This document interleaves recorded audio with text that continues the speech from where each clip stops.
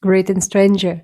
This is the second part of the D&D Alignment video on characters. If you haven't seen the first part, you better check it first because there we talked about what is the alignment, how it differs from the traditional archetype system. So today we are going to talk about neutral and evil characters and their types. Please do not forget to put like and subscribe if for some reason you haven't subscribed yet.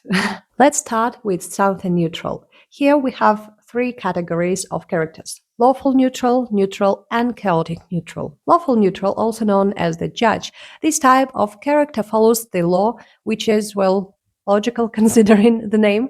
All this fight between good and evil is good, but not something that drives this character. There is a law that needs to be followed and respected, and that's it. Law and order are the highest priorities. Is the law just? Well, that's another topic for discussion, something that this character probably keeps apart. Law is law for everybody. The murderer or robber will be punished for their crimes the same as the simple farmer will be punished for not paying taxes, even though all his harvest and livestock was burned to ashes by the dragon. True neutral or undecided. This sort of character is a sort of balance keeper. They may have good intentions or at least thoughts, but the actions or sometimes lack of actions bring them to the point where they are.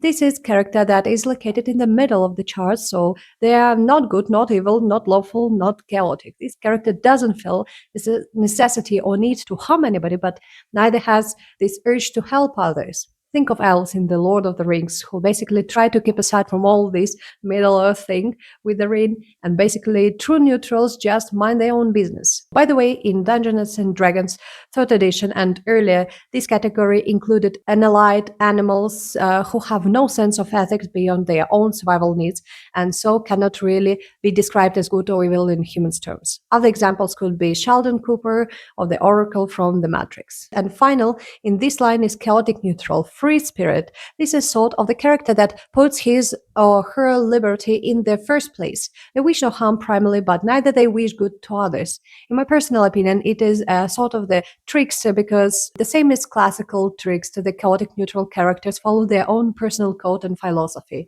If you start thinking about this, many adventurers and game protagonists are chaotic neutrals because they put their independence and individuality first place. Now let's turn to evil side. Here we have lawful evil, neutral evil, and the evilest evil, chaotic evil. Lawful evil or dominator, I guess it's sort of the traditional villain in the sense we perceive villains.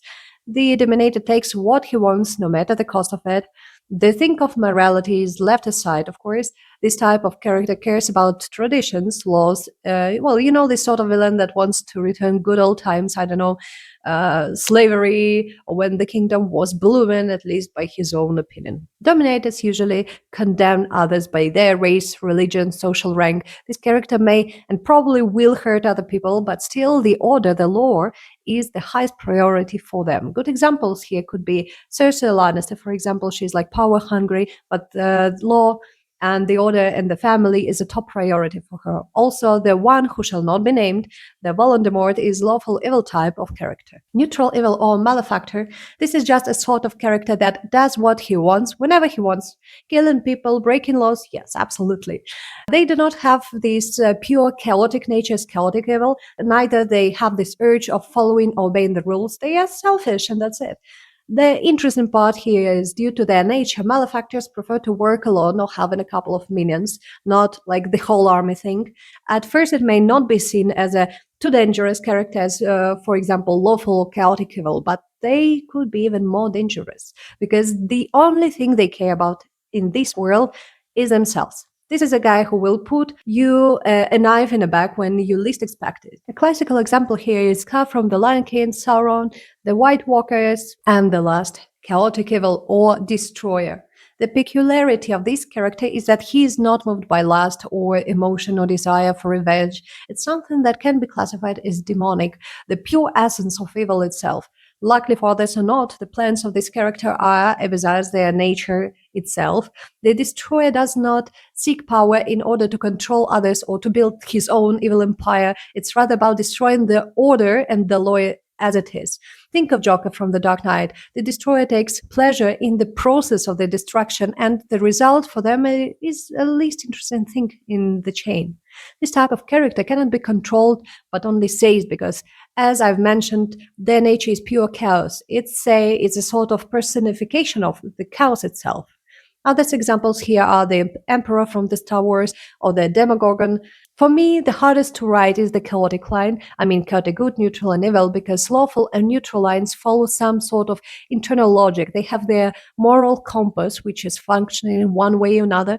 But when it comes to the chaotic, how are you going to systematize the chaos? That's literally the opposite of logic and order, which makes this type of character extremely hard to write in terms of their philosophy, motivation, and stuff. That is why, if we take the type of villain that is chaotic evil, literally a psychopath, that is one that you'd probably spend a bunch of time on character creation. And it's important to remember that when working on an alignment for a character, you should always first consider their motivations and beliefs. After you consider that, another thing you need to take into account is how this alignment will fix the context of your game or story. Well, I guess we've finished here, so hope it was useful. And one gentle reminder before the very end: if this video was useful and interesting, don't forget to put like, share with your friends, family. Whoa, share with your friends, family, relatives. And that's it. Thank you for being with me, and happy writing.